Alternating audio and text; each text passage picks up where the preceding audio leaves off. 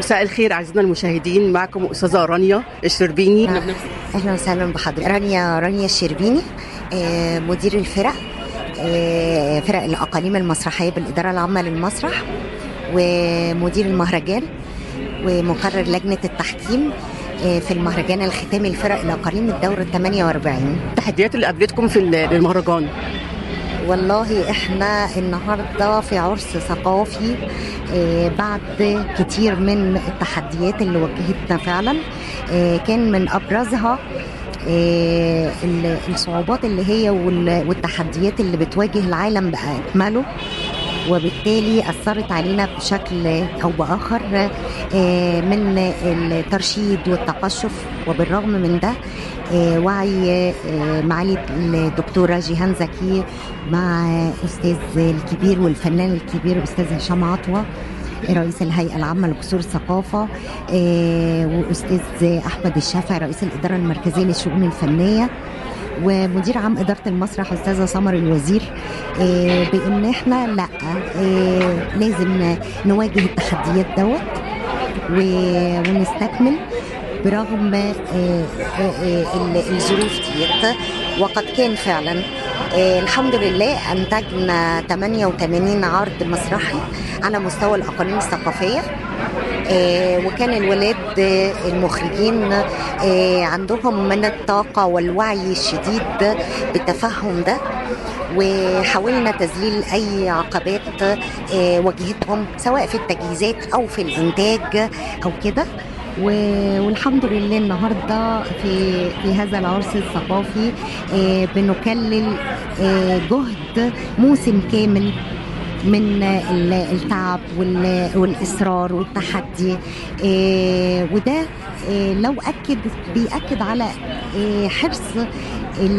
الحرص الشديد على التأكيد على هوية المسرح وأهميته على مستوى الأقاليم كلها. والحمد لله عندنا مبدعين كتير على مستوى الأقاليم الثقافية، سواء كانوا من كتاب للمسرح، مؤلفين، مخرجين، مهندسين ديكور. والسنة دي كان الحدث الأهم في الواضح في الدورة 48 إن إحنا اهتمام أو لجوء المخرجين للعروض أو للنصوص المحلية والعربية، والبعد شوية أو التنحي شوية عن النصوص العالمية لأهمية النصوص المحلية والعربية في إبراز الواقع المصري، في قربها للمجتمع للمشاهد وللجمهور. فده كان حوالي 68 عرض مسرحي مخرجين لجأوا لاختياراتهم كانت نصوص عربية ومحلية، منها نصوص لجورج شحادة، ميخائيل رومان، نجيب محفوظ، يوسف إدريس، ومن الشباب اللي فعلا كسبناهم ناس كتيرة جدا، وفي شباب كتير مبدعين حقيقي، منهم مثلا كتاب مصريين أستاذ إبراهيم الحسيني، محمود جمال الحديني، حسام العجوز، مجموعة كبيرة من الشباب والطاقات. فعلا كانت الهيئة العامة لقصور الثقافة ومسرح الثقافة الجماهيرية تحديدا كان وهو القناة الشرعية اللي بتفرز دائما المبدعين من الشباب في مستوى على مستوى الأقاليم كلها، على مستوى المجالات كلها، من ديكور لنص لكتابة نص لإخراج لاستعراضات لأشعار. فده احنا الحمد لله قدرنا نوصله، وقدرنا الحمد لله السنة دي يبرز بشكل قوي جدا، يعني يبقى واضح جدا ان ده موجود الحمد لله. طيب ايه اللي يميز بقى المهرجان السنة دي عن الأعوام السابقة؟ ان هو بيشتغل في ظروف صعبة، ظروف الترشيد ديت. برغم الظروف ديت كان هو ده التحدي الأكبر بالنسبة لنا، وبالنسبة لأهمية دور المسرح والتأكيد على ده بالاستمرارية، وده حصل فعليا.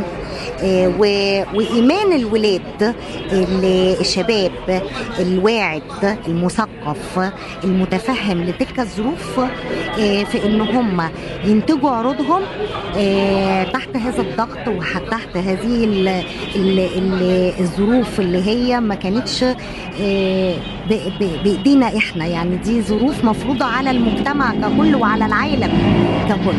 برغم من ذلك إلا إن هم قدروا ينتجوا ويتحدوا أي صعوبات، ويحاولوا ان هم يتحايلوا بان هم استعاضة بحاجات في الديكور في الخامات علشان يبقوا متواجدين، ونظل متواجدين وموجودين، لان المسرح دوت هو اللي بيعبر عن هويتنا وثقافتنا على مستوى الأقاليم. وبما ان الجمهور هو بالنسبة لنا الشغل الأول والأخير والشغل الشاغل، فكان لابد من ان احنا لا ما نفقدش شغف الجمهور بان هو يجي يشوف ويشاهد عروض مسرحية زي ما هو متعود طول الأعوام السابقة.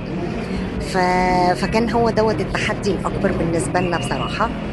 كيف ترى المسرح المصري في السنوات القادمة إن شاء الله؟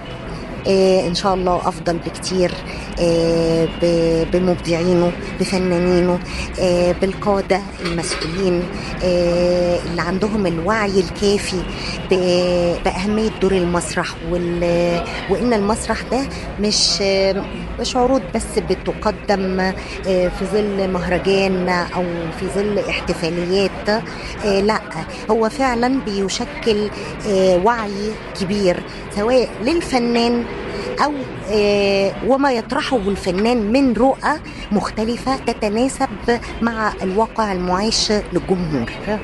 كلمة أخيرة لقناة سلام نيوز. أهلا وسهلا بيكم، شرفتونا، وبإذن الله معانا على طول في من مهرجان لمهرجان ومن عرس ثقافي لعرس ثقافي آخر. شكرا لحضرتك جدا. كانت معكم نورة قاسم، قناة سلام نيوز.